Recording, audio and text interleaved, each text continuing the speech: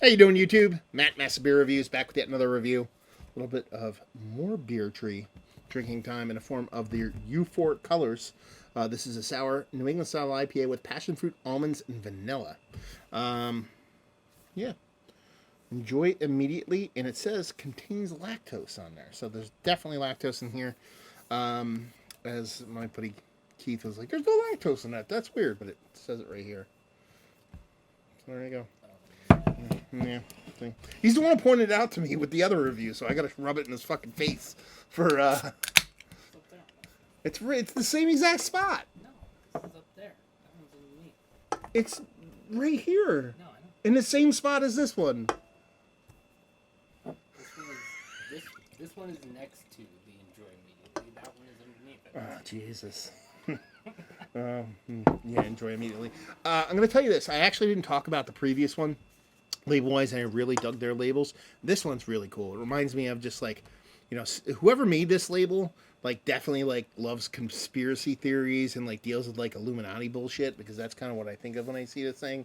Is that person like who sits on like internet forums online and complains about how like, the Pentathlon killed everybody in the world and all that kind of stuff. So yeah, we're talking about a sour IPA, lactose almonds, which is kind of cool to see in a beer. You don't usually think nuts when it comes to beer, let alone almonds, because I would imagine are really kind of hard to impart flavor. I'm sure they do like an almond powder thing like they do with PB12 or is it PB2 when it comes to peanut butter. But you have passion fruit and vanilla in here too at 7.1%. So yeah, I mean, she looks the part of a hazy sour because you have that rich turbidness. Maybe not the most hazy beer in the history of mankind, but definitely has the haze going on, but there's not much of a head there. That's your sour at play. See if we get a nose. Ooh, something going on there. I don't know what that is. I think it's a combination of the passion fruit and maybe a touch of that almond.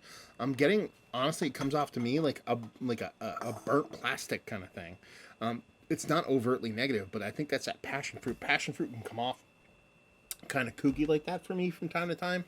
So you're talking about almonds and vanilla, but I think that's that passion fruit at play. It could be a really weird kind of fruit for me to deal with.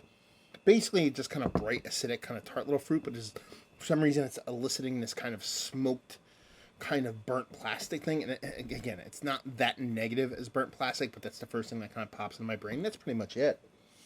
Yeah, don't really get much of the vanilla. Get a little bit of soft, kind of kettle soury sweetness. Let's dive in. Cheers.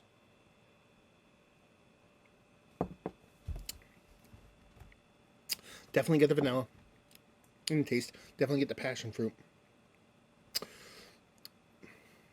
You get this tartness that I believe is coming both from the sour portion of the show and it's coming from that passion fruit. Here's probably the biggest knock, and I really do enjoy it. I don't think it's a sour IPA. It just tastes like a kettle sour. It tastes like a Berliner, like a fruited Berliner, like one of those Florida Weisses, because that passion fruit comes to a head. I'm not sure what the almonds are really doing to it. There's a nutty character, but I can really be getting that from the malt. And you definitely get the vanilla in there. It's not overt vanilla, but you get the nice vanilla sweetness. Could be kind of merging with that lactose. But I really don't drink this go, okay, this is a New England sour IPA, sour New England kind of IPA. It just really comes off as a really well made, really well done kind of fruited Berliner, which is what I think it is. So, is that maybe calling out sour IPA because that's what a lot of people dig on nowadays? Well, that could be the case. But I know a lot of people really do dig the kind of fruited, messed with Berliner nowadays. I mean, Hidden Springs down in Florida has pretty much made their brewery, their living on that fuckduckery kind of Berliner, and that's where this one lands. And it's really well done. I like the way the passion fruit plays. I like the way the kind of beer itself marries with that passion fruit. You believe you're getting a little bit of that tartness from the beer, a little bit from the passion fruit, and then you get that soft little vanilla character. It works really well. So I dig it. It's probably one of the better beers that I've had from Beer Tree, especially from the lot they've sent me. Maybe 3 deep and about 6 or 7 beers. But the only thing I would really knock it with is that it's called a sour New England style IPA, which it really isn't. And that little bit of like a little burnt plastic thing on the nose doesn't really follow through in a taste at all or anything like that. So that's just probably my personal perception of what's going on there. But yeah, Dig it. I like it. As far as a kettle sour Berliner style beer, I mean, this is 7 and change, right? Yeah, 7.1. Drinks more like a 5% beer. I like it. I think it's fun. I think it's tasty. It's just not sour IPA. That's all. So let's talk about it. Is it one of the better? I'm going to classify it as a Berliner because that's what I do. Is it one of the better sour Berliners? Because there's non-sour Berliners. Sour Berliner Weisses that I've had are the new school fruited messed with Berliners that I've had. It'd actually be up there. It's one of the better ones I had. As far as a sour IPA, it wouldn't be just because that doesn't really how it comes off. Value and availability, don't know. They sent it to me. Brewery only, I'm pretty sure. And leave you with, if you like what, will you like this? If you like those Hidden Springs Florida Weiss messed with Berliners, if you dig on those, this is going to do you proper because that's kind of where it lands. And it does a really good job of being that kind of beer, even outside of what it's actually called. So there we go. Another review in the books. Hopefully you guys enjoyed it. Down there if you want to talk about it. Massive Beers if you want to check me out doing the social media stuff. Beer Massive if you want to check me out doing the whole podcasting thing. And hopefully you guys enjoyed the review.